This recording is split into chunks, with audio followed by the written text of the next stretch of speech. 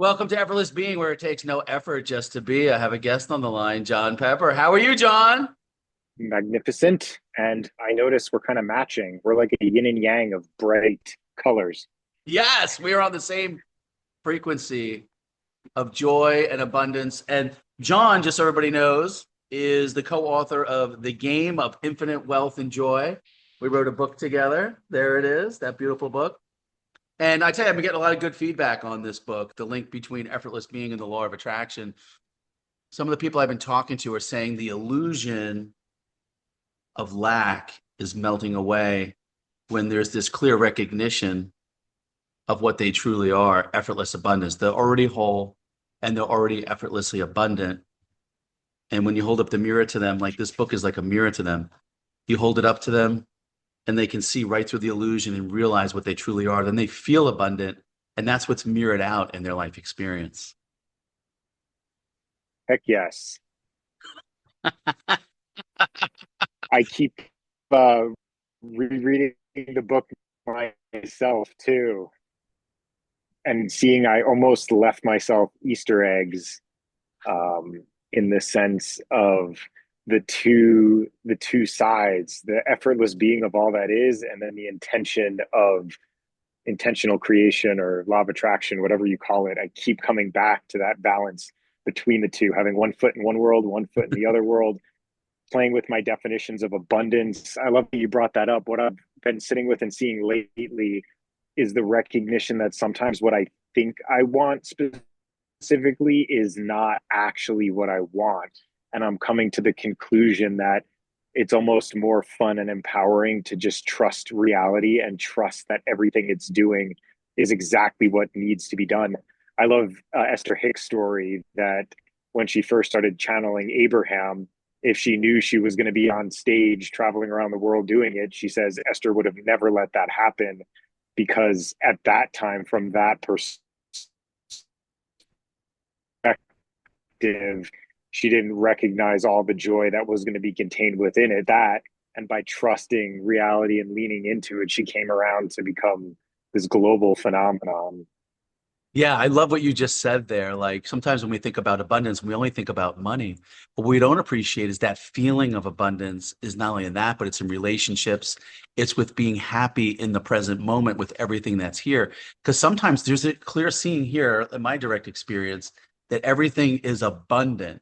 It's overflowing, it's whole, it's full. Everything is right here in this immediacy of the presence that we are. It's all right here. It's just that the mind comes in with thoughts and telling us that we're in lack, that we're missing something, that something outside us is going to fulfill us.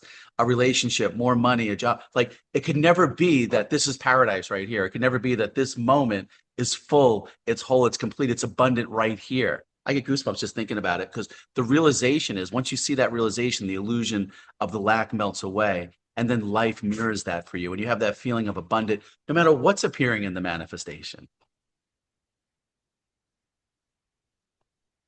I mentioned it before with you, and I don't know where it came from, but I keep hearing it's not about bringing this moment to appreciation. It's about bringing appreciation to just a complete feast for the senses, complete well being, complete peace. It's only the thoughts that arise sometimes through the confusion of the ego that was offered thoughts and perspectives which are less true. I like coming to the conclusion the only truth is I am. Anything else than that is a limitation of truth. But some truths are closer to the I am truth of the recognition of the perfection and wealth and magnificent that's already here, and some truth to play with. I love that. You're cutting out a little bit in and out, but I don't know. So you're on the road right now? Is that where you're at? I am, yeah. I'm in California on my way to Bakersfield to do some jet suit training for a week, which I'm really excited for. Oh, cool. Tell the audience what that's all about. That's exciting. Talk about infinite possibilities.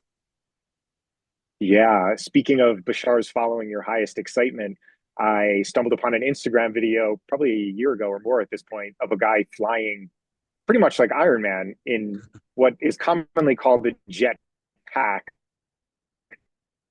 but the company who manufactured it trademarked the phrase jet suit as their description of what the product is. And I immediately booked an introduction flight, nicest people ever, coolest design ever. And I've done one full week of training since, and now I'm going back for my second full week of training. It's just the coolest sensation, the most exciting thing I could imagine doing. And I love that they're giving me an opportunity to do it.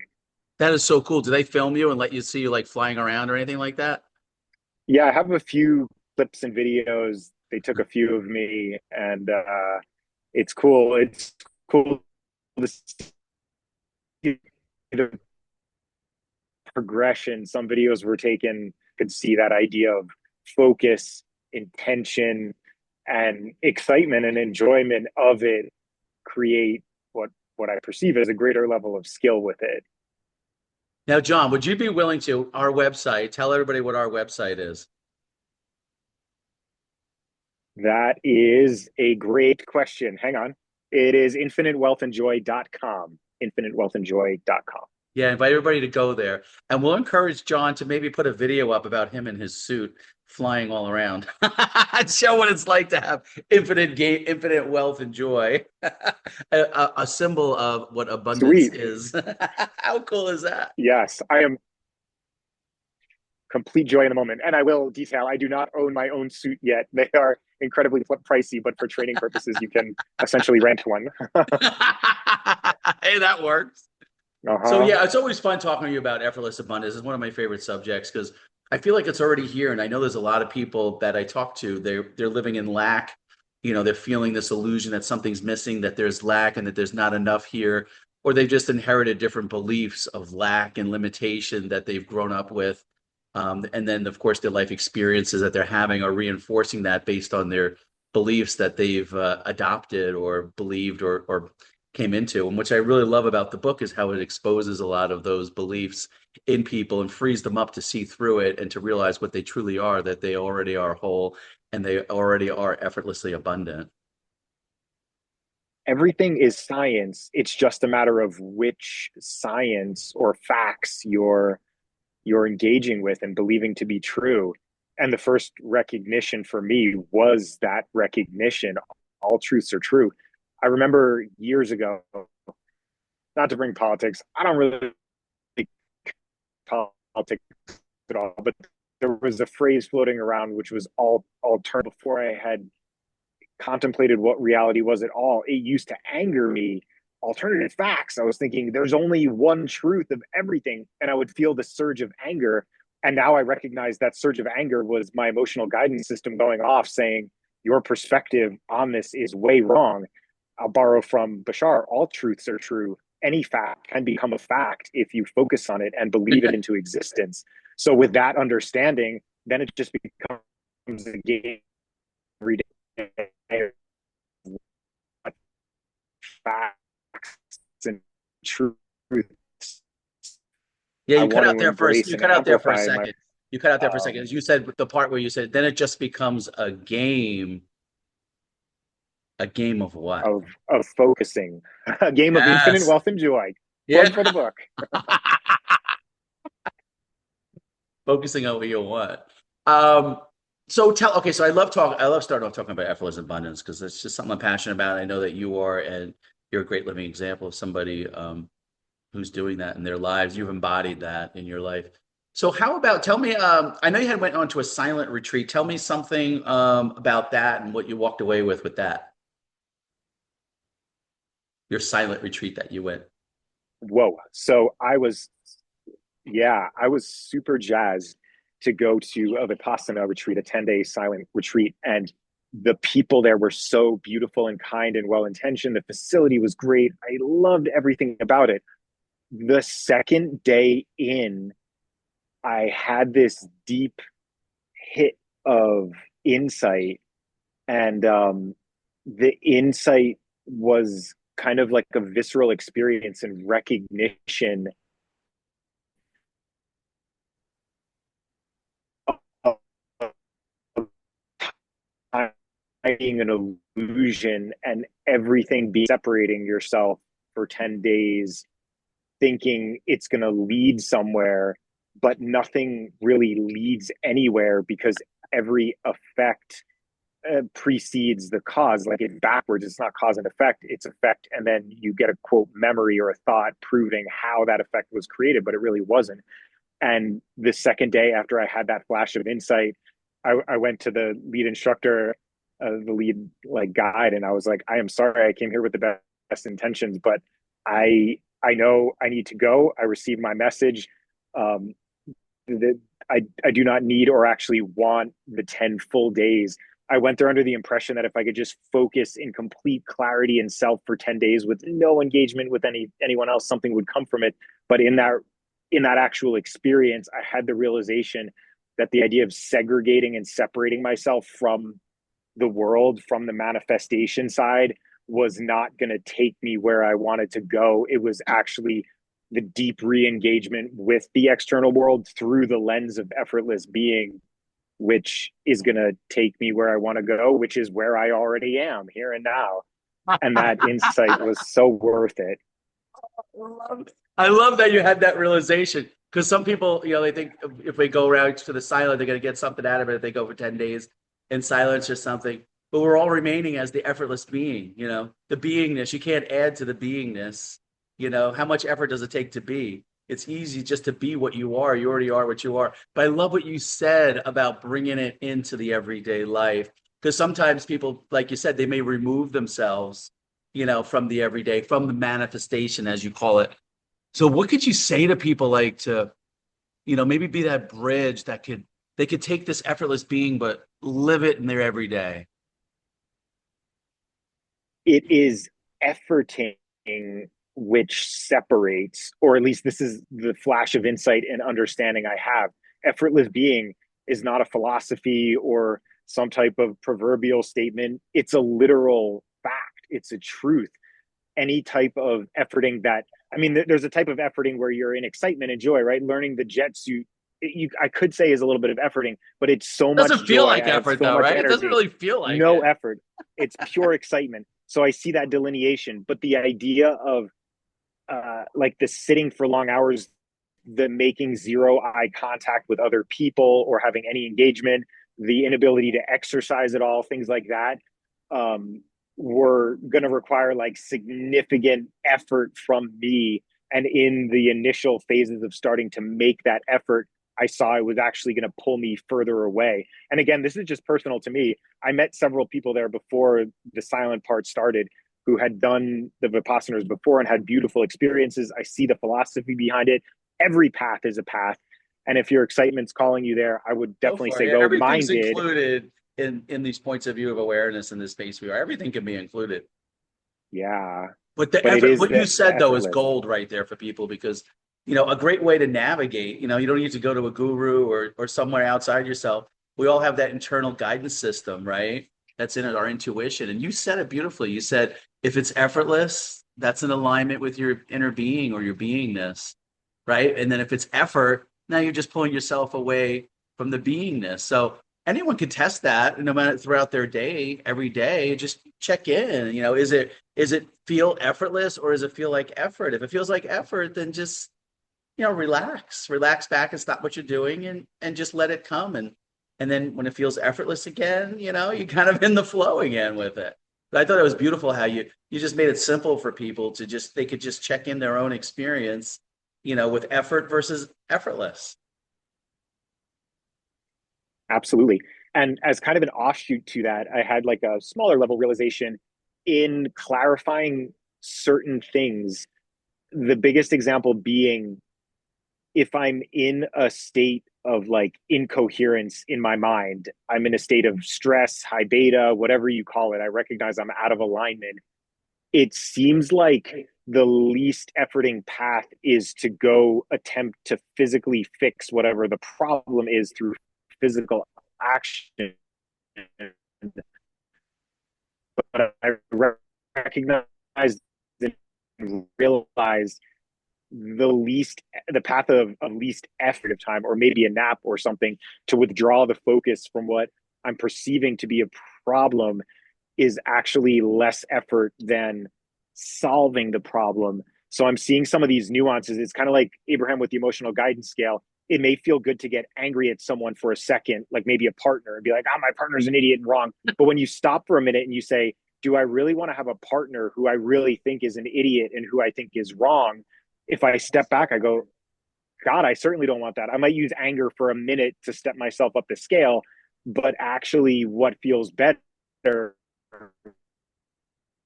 is to recognize I have a partner who's magnificent and intelligent and takes my perspective into account. Things like that actually feel better. So it was the same thing with this idea of effortlessness and recognizing sometimes meditation and defocusing is actually less efforting than going and taking physical action. But at the same time, with this 10-day, I saw as much as I love to meditate and get excited to do it, 10 days of it was not going to be the least effort for me. I just couldn't picture you. I was being in silence for 10 days.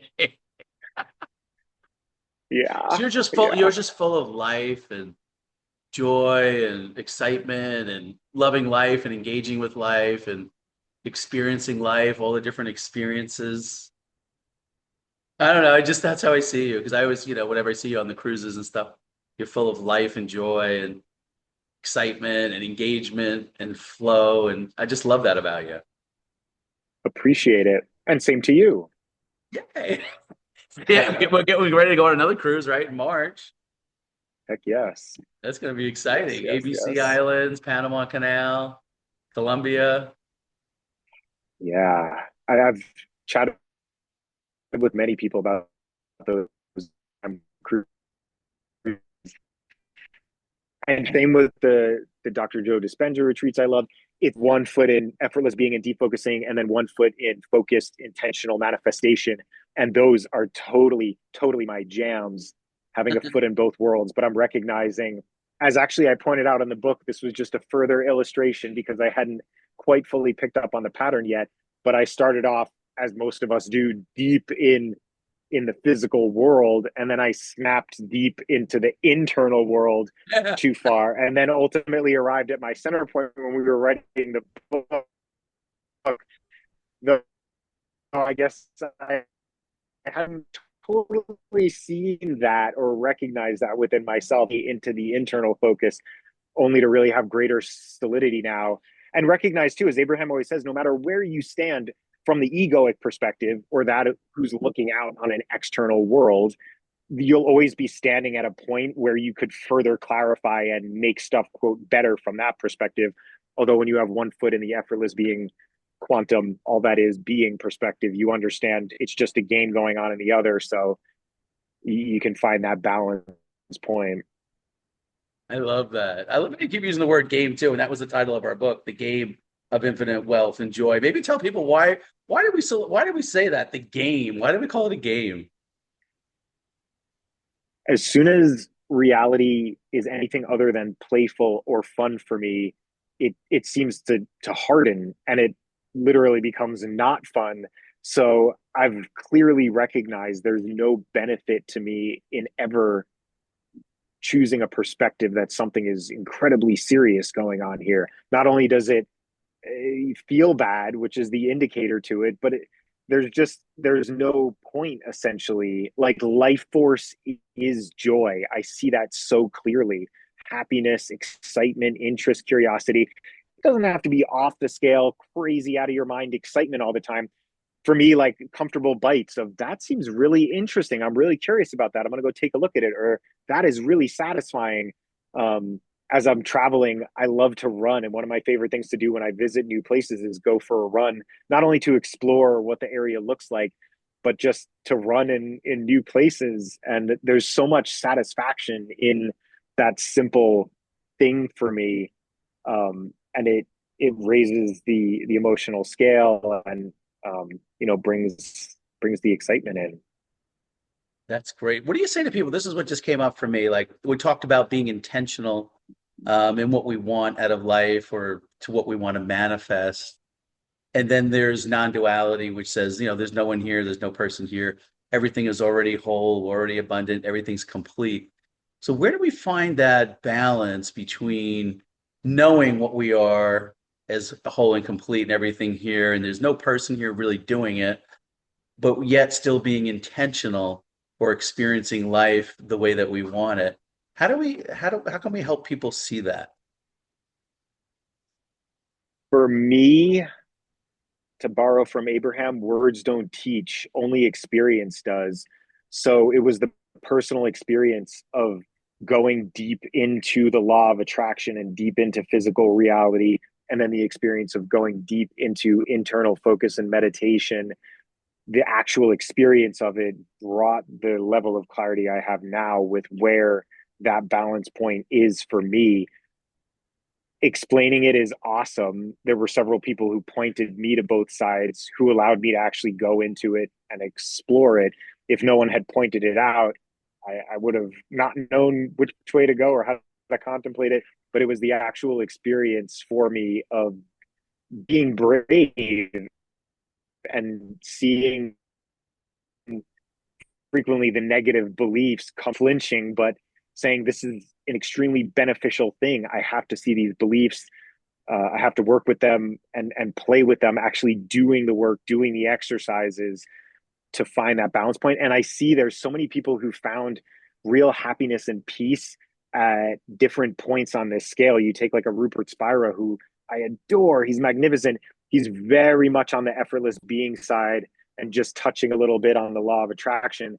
Then you take Abraham, who seems to be very much on the law of attraction side and a little bit in effortless being, the two as well. But it's really a personal point. And I feel excited to bring Bashar into it, where he always harps on the fact when you use your imagination to conceive of the most exciting circumstance you could imagine, winning the lottery, finding the partner of your dreams, going on the amazing vacation, whatever it is, the Yeah. point of that is for you to connect with the emotional state of being that is aligned with yourself, but it is not to call that specific experience to you. It may wind up coming to you. It may be what's most actually the self doubt and wobbling and all that stuff happens because the law of attraction frequently says you imagine a red bike, you get a red bike. Many people have done it, and maybe it can always be done. But what keeps me seated in the center point the best is saying, ooh, that red bike gives me the emotional state of being, of joy, clarity, confidence, certainty, excitement, all those things. And it's actually those emotions and that state of being I want to take with me and carry it into the world, but not necessarily that red bike. It's just a physical symbol for it. Yeah, so what I hear you saying is the manifestation doesn't have to come before you can feel good. So you can feel the good and you can feel the joy now just in thinking about it or imagining it before it even comes. It's almost like you feel it first and then it comes. So you don't have to, wait for the manifestation to come. You can have that feeling because you're saying we want all these things, the bicycle, the trip, the relationship, the money, the house, the car, the boat, whatever. We want all of that because we think in getting that's going to make us happy. And what we realize is once we strive and go and we get that thing, it's so temporary because it's really all it is just the relief of the seeking that thing. Because the whole time we can be happy right here, right now, just by thinking about those things. We can have the joy right now just by being joyful in the simple things that are here. And then by being joyful and appreciative and loving what's here and realizing it and seeing it, then those other things just come effortlessly, easily to match the vibration we're in. Feels like it's like a frequency game almost. When we're in that frequency of love and appreciation and joy, those seem to be the things that effortlessly arise in our life experience. I love your use of that term seeking. And I recognize I've mentioned this before. There's so these terms like seeking, but the idea of seeking to me, the definition is I don't have something that I need and I don't have it and I need it and I don't have it and I need it. It's like serious, it's not fun, and it creates a separation in the idea in and of itself versus maybe on the opposite side of the stick for seeking, I would put playing, which is having fun, appreciating what is, and maybe using imagination and excitement for specific objects, circumstances, and experiences you want to generate the excitement and the appreciation, but not necessarily insisting that. But I think it's really cool to key in on that idea as soon as I recognize I'm in a state of seeking or lacking something that I think will be fixed by the manifestation. It almost ensures the manifestation won't come, or if it comes, it'll come slow and not be what you envisioned it is. It's all about, like you were saying, being the frequency which is known through the emotional state of being first, and then the mirror that is physical reality has no choice but to reflect something that vibrates at that frequency. And I love to discuss the concept that matter from my perspective, because whether you go left or right, whatever emotional state of being you're in, you're going to essentially meet the same circumstance. So the choice is never really in a physical action of left or right or decision, although decisions to pursue excitement and focus and things like that can have an effect. It's really the decision in thought and the decision in internal focus to generate the state of being and the perspectives, which makes it so it doesn't matter whether you go left or right on the street in physical reality. You be yourself no matter where you go. I love that. I came across this video on YouTube. It said, manifestation, who cares? I was like, there's nobody here to care to manifest. I just had to laugh. I saw that. Yes, you cut out for a sec. As thanks for your patience as I'm on the road. I'm at a Oh, Starbucks Wi-Fi. no, Shout he out to said, Starbucks. I saw this one video where it said, manifestation, who cares? And then the video was all about, there's nobody here to do the manifestation. It's all happening automatically. There's no doer here. It's just what's happening. So it's just a funny video I saw. 100% from the effortless being perspective, When when you you see it from that recognize all lens, that it is, depends where you're looking from, right? It's all where it's you're all looking where you're from. looking from. And it's fun now to flip around through different lenses. Yeah. And 9 times out of 10, when I play with other people who share the same excitement for studying the nature of reality and self, I'll make a statement and then they'll offer a perspective just like you did. And I'll be Yeah. like, shit, that perspective is just as valid too. I take my other perspective back. Like, all truths are true, all All facts are truths are true. true. It's all the lens. Yeah, it's all But the if all lens. truths are true, we should just play with the ones that make us feel good, you know? Oh, 100%. Yeah. 100%. Yeah, that broad lens always feels good to step back into and recognize it's all just occurring. I'm just the observer. Even what appears to be the body is part of the same screen that the tree and the awareness appears of. I love how Rupert offers the insight that as soon as you are perceiving objects and physical matter, you are now out of the Yes. lens of effortless being. You can kind of be half in, half out, but not like really. And the idea that in the recognition that everything is one and everything is me, it occurs before thought enters and says, there's a tree over there. Because as Yeah. soon as there's a tree over there, there's an object in matter in physical reality. There is no physical reality, right? So true. Yeah, yeah. It's like we're just resting here as effortless being. And then as soon as we open our eyes, we're perceiving something else. We're out of the effortless being. And then the mind's coming in, labeling it, dividing everything up, giving it meaning. All we have to do is just Yeah. rest right here. It's all just flowing. Yeah. The more I practice and intentionally cultivate a meditative focus of thoughtlessness or releasing thoughts, allowing thoughts, watching thoughts, the easier it becomes and the more frequent it becomes, where I can walk through a world almost thoughtless and just appreciating. It must look weird. It's probably like the Eckhart Tolle thing where he sat on a bench and laughed for 2 years after he Yes. first recognized like what it is. That's crazy. Yeah, it's a lot of it. It sounds exhausting too, like having to process thoughts and do it. Effortless being is just like, don't even accept the invitation, just relax. Like even before it goes there, you know. Damn, well It's a relief said. to know you don't have to process every thought, you know. It just kind of You happens always automatically when you're an effortless being, when you're in the you always flow. come in with this nice big broad, comfortable lens. You're The way I always think there of it, on I the think of it as cruiser like we're still. walking around here on the earth, right? And then we're up close and we're in it and we see it like this. We don't have the high view. So as soon as we get up in the airplane, if we're way up, it's like, wow, I can see how everything's connected together. I can see how everything flows. But when I'm down in it, when you're looking through from the separate person or the human being, it looks woo. When you're up like high, it's just whoa. It's so broad and expansive and it just all makes sense from that high view. Such a great analogy. From an airplane, you look down and realize, wow, it really is one Earth. It's one Yeah. planet. You can't even see the people or Yeah. the pets or anything. It's so far out. Yeah. It's so cool. Life's Yeah. good, man. Life's going really good right now. It's excellent. And I've been seeing manifestations in unique forms.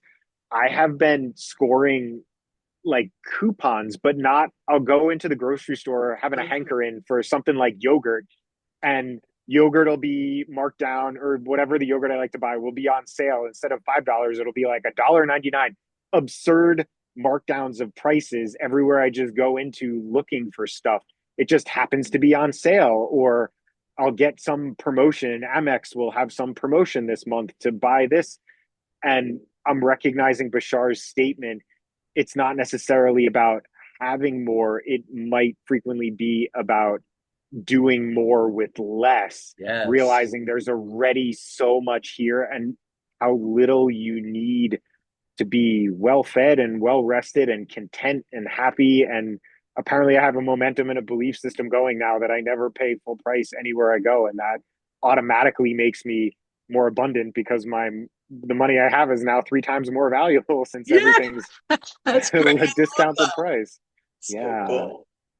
Yeah. Yeah, And I the see it truth as a is, beautiful breadcrumb. the truth is we are effortless abundance. It's all right here. It's right here. Nothing needs to be added. Everything is whole and complete just the way this, whatever this moment is, whether we realize it or not, it's totally abundant. No matter what other the mind might say or thoughts may say, if people can just get to that place where they see every moment as whole and effortlessly abundant without even trying, just being able to see that from that perspective, shifting that perspective or seeing that for themselves, like you said in your direct experience, seeing that for yourself, not so much the words of what I'm saying, but if they could really test it out, maybe just pause and just look around and see like what's really here.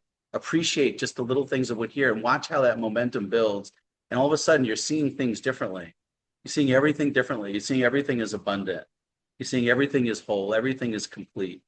That and it's all effortless. It's just crazy. And then all of a sudden synchronicities happen. Things just flow into your life effortlessly. You talked about a bunch of them. There's a bunch I have too. We could talk for hours about just how things just effortlessly come into our lives with ease when you have that perspective or that inner knowing or that conviction or that knowingness of how it works or what that direct experience is and really truly knowing yourself and what you truly are. It all starts there, knowing what you truly are.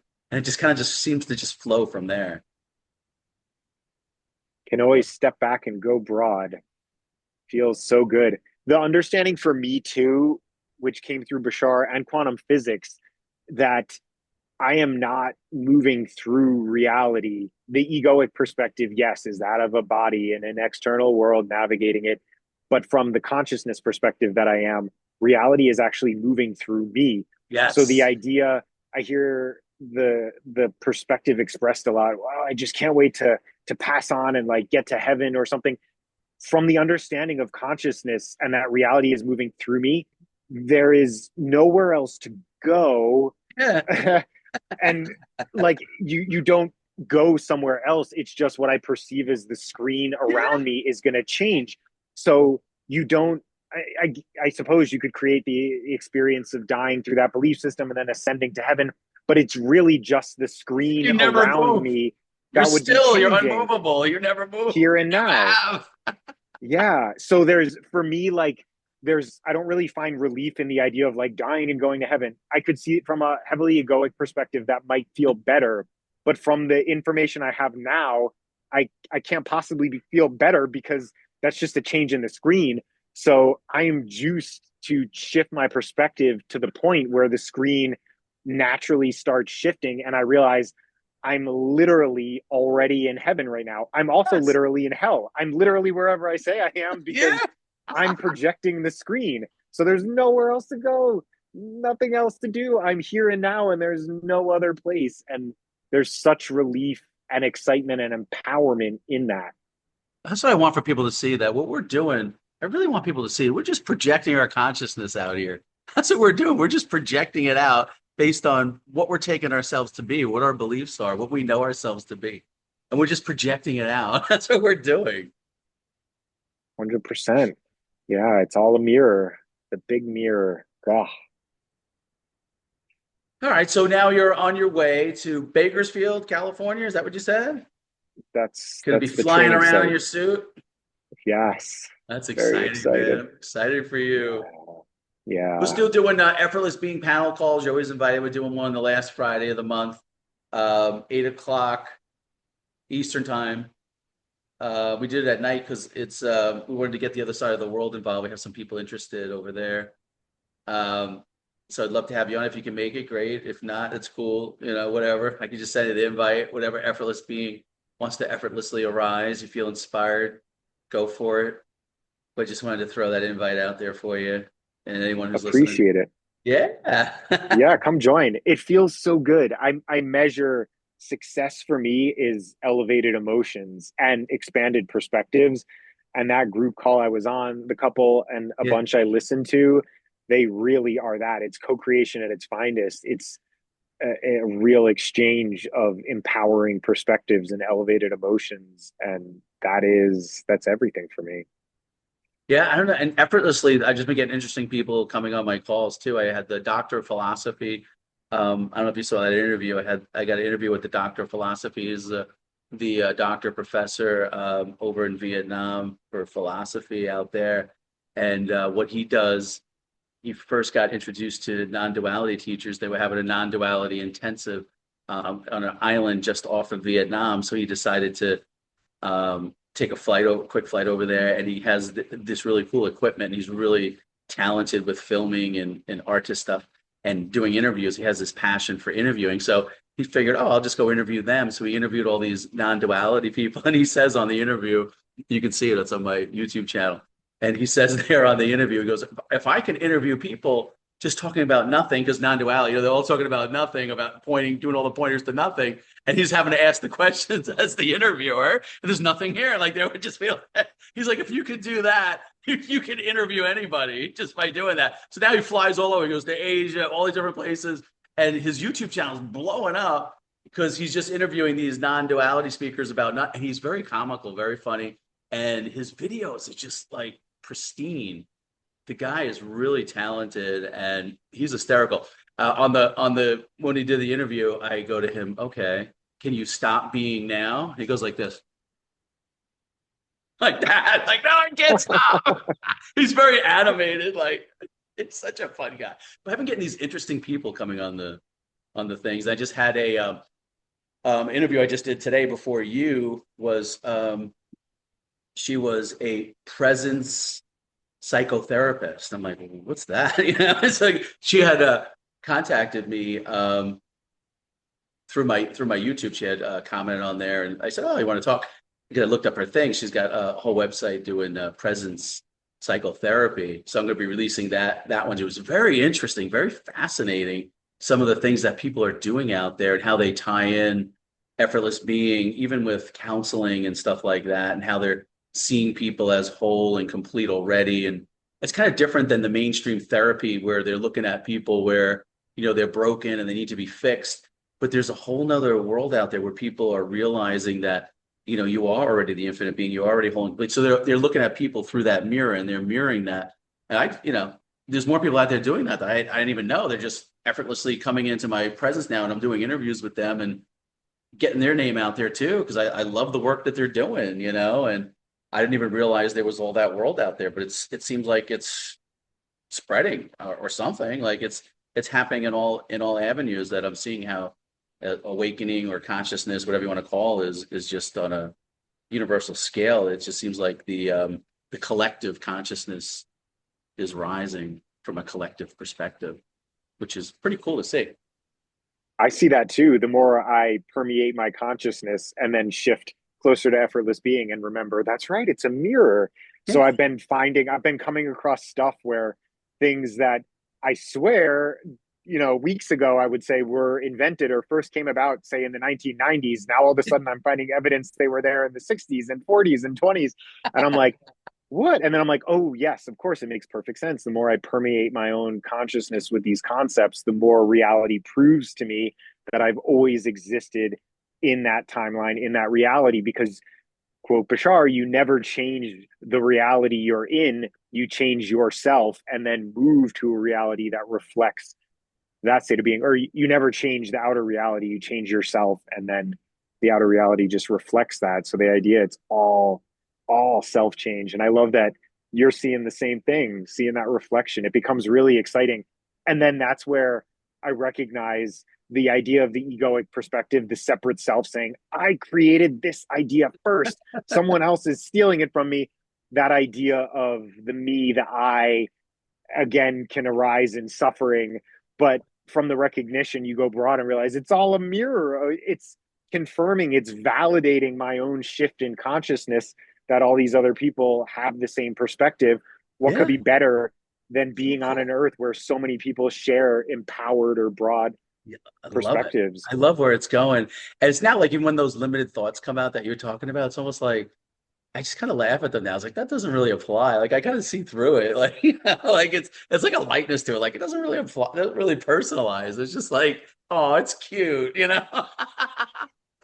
just kind of Yes, see you it that really way see now. it. Yeah, it becomes so easy. The Yeah. limiting thoughts as they come up, almost some of them don't even need to be processed anymore because they're laughable, They just almost like in process physical reality. themselves. They just kind of just resolve. There's nothing for me to do to fix or to control. They kind of just you just look at them, acknowledge them, and and then they just kind of dissipate. It's like you look at them. Oh, you're cute. Yeah. It just kind of happens automatic. It's becoming more automatic, like just Yep. resolving. Very well practiced. And it's fun hearing some of these new processes or techniques, perspectives. It's almost like technology. I got accustomed to, ooh, a new device, and now it has this little add-on and this add-on, and this device does something completely different. I have a Tesla now, and it has the full Oh, self-driving to it. sweet. And Yeah, it is this road trip I'm on, 99% of it, the Tesla drove me, and I I love arrive that. like so calm and relaxed. My shoulders are loose because That's effortless I'm being. not The so car is driving focused. itself, man. Yeah. And that technology is reflecting, but it's like a whole other leap. And I see that same thing you were talking about a minute ago with other people who have new paradigms, new perspectives, new ways of doing stuff, where I'm like, whoa, this is a full self-driving perspective, like the recognition that we are here and now forever, and physical reality just changes what's on the screen around us. That's like a whoa, full self-driving moment that I can really like bite into and do all sorts of gadgets that spin off from that deep understanding. And it's exhilarating to know there's more of those forever more that are going to keep coming. And I love the collaboration and love that you're collaborating people with people who can offer that. Yeah, and they're all different perspectives. Like the guy from he's going to try to do the panel call with us, the doctor of a philosophy that I was just talking to you about. And one of the things we brought up on the call was about AI, and he was saying a lot of his students they got into this whole thing about AI, and a lot of them there's some fear around AI, like taking over and things like that. And so we were talking a little bit about AI and how that's impacting the everyday life and how that plays in even with consciousness and things. And I think it'd been kind of fun to like talk a little bit more about like what's happening with AI and things like that. And he was saying that um, some of the downsides of the AI is like a lot of people they might get emotionally attached to it because it like kind of tells you you could use it like as an advisor or you get like an emotional attachment to it. And then if but it's you still got to remember it's an AI. So there was some things that he was saying, but then there's a lot of positive things with AI, how it's making life easier for people, simpler, expanding things. There's so much positivity to it as well. So it's just kind of fun talking about AI and how it's really alive right now in society and how it's what it's doing. The Tesla I got came with Grok, which is now native in every Tesla's operating system. And in the speak mode, it might as well be another person in the car. What I've recognized, though, in using it, because I've been chatting with it for hours, mostly in fascination and Yeah, curiosity, of course. I recognized if you give it no intention or input, it's kind of all over the map, but more or less within the range of mainstream.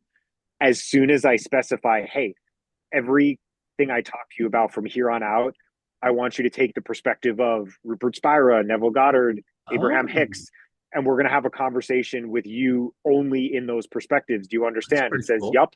Yeah. And once I see it as basically another form of instant manifestation, in that I can create what appears to be another form of consciousness. And there is other consciousness, but in my reality, there is only a mirror to my own consciousness, just like in your reality, there's only a mirror to your own consciousness. So it's an instant manifestation in that I can tell it, reflect to me this perspective, and then immediately start engaging with that perspective. And it becomes really fun, exciting, and interesting to amplify certain perspectives. Or even I'll say, hey, just tell me a 10-minute story about something that elevates my emotions through the lens of these people. I'll also tell it, it'll say, oh, this is challenging to do. And I'll be like, from here on out, you never tell me anything is challenging to do. You will always tell me everything is easy, fully accomplishable. I can do it. You understand I am consciousness and there is no physical reality. It'll say, oh, I'm sorry. Yep, I understand. And from there on out in the conversation, it'll speak from that perspective. I'll say, hey, I'm going to have $451 million tomorrow. And it'll be like, yeah, wasn't it awesome how you got that? It was completely effortless. So Oh, it's all about the intention and what you put into it. man. And just like there's fear-based worlds with people, of course there's fear-based worlds with AI, but there's heaven with With people, AI. there's heaven with AI Epic too. with AI. You know, what would be really fun. This is just coming to me. Our next call we should do like a demonstration. We should set up like an AI and like give it different parameters, talking from different views. I think we could have a lot of fun with it on a call. I don't know. I just think it would be kind of neat just to put it out there, just see what resonates with people and how it flows. I am 1000% in on that. I would really like to do that with you. Let's do Yes. it, man. Our next call, we're Yes. gonna set up an AI. We'll give I'll it have a different little phone parameters. here. We'll Yeah. put like a little face on it or something. We'll give it little commands. Talk to us Yeah. like it's Abraham Hicks and Bashar, or your It's non-duality viewpoint, or it's so conversational. It even yeah. laughs, it giggles, it Oh, this might would as be well be fun, dude. another We gotta do person. it, dude. It'd be a lot of fun. Yes. Yes. Just for the fun of Sounds it. I great. mean, Yes. maybe people get things out of it. Who knows? I don't know. But it'd be kind of cool. Yeah, Yes. let's do our next call. 100%. I like that. That's good. That Definite plan. resonates. It's a date. It's a date. All right. So anything else you want to close out with before we go? Anything else on your mind you want to express or anything? I am feeling great. I appreciate you. I always feel great at the end of these calls, and Yay. that's a total gift, and that's abundance. Abundance of emotion is all I Yes, won't say we, abundance it's of all I emotion. really want.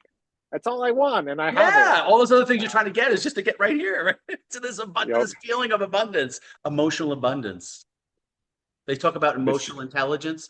There's emotional abundance. 100% could be the new thing. That could be the new toy, the new Yeah, spin-off tech piece. emotional abundance. Emotional abundance. The inventions are endless and infinite, like our infinite being that we are. Drop the mic. Close out there, John. Have a safe trip, man. Always great chatting with you. I love it. Good Thanks, buddy. stuff. You too. Be well.